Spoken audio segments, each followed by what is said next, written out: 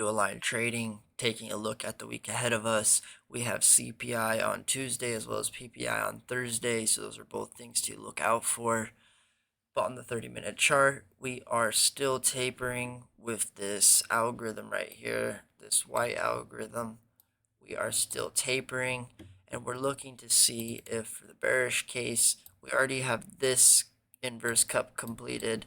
Do we maybe form another one here, right? And we start to fill this larger cup down, giving us a bigger handle to break down through this level right here, which is actually going to be where the 20-day moving average is as well. So if we can form some sort of resistance on the 5-day moving average, which is resting right along this level right here, something like this, head and shoulder, break down through it, that is something to look out for as well.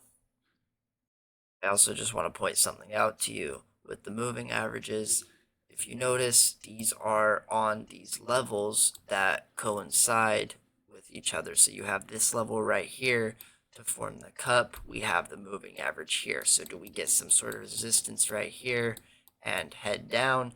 And then once again, once we fill this cup here, there's this moving average. Expect a bounce here.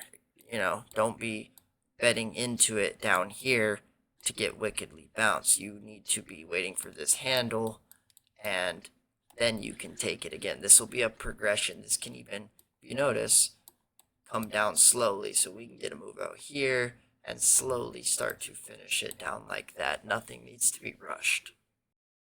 Even though it looks like it's tapering and we're seeing some bearish structure starting to come in, doesn't mean we can just bet on it to go down, because this orange and yellow algorithm have been guiding us up the whole way, as you see here, right? It's this orange and yellow tapering algorithm that continue to bring us up. So if it wants, we can form a head here, shoulder, get this inverse head and shoulder, and form this cup.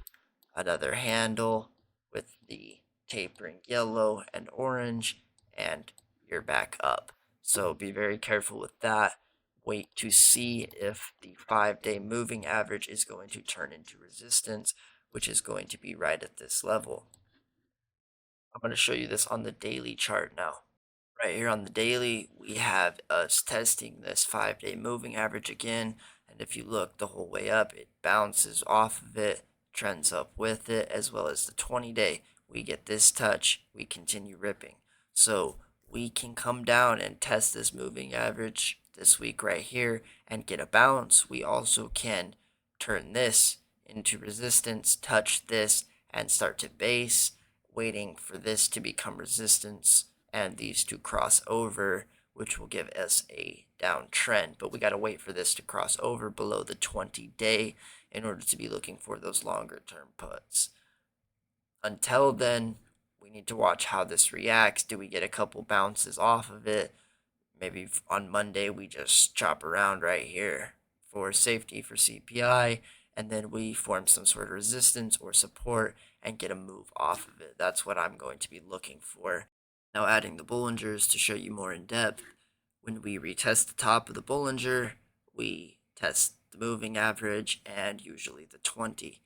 Notice here, we test the top, we come down, test the 20. We test the top, we come down and test near the 20. Top, 20, top, 20. And we just continue trending up. So expect the touch here, and it can bounce, it can go through. That has to be decided down here. So pay attention to that. Be sure to subscribe, and I will see you at market open.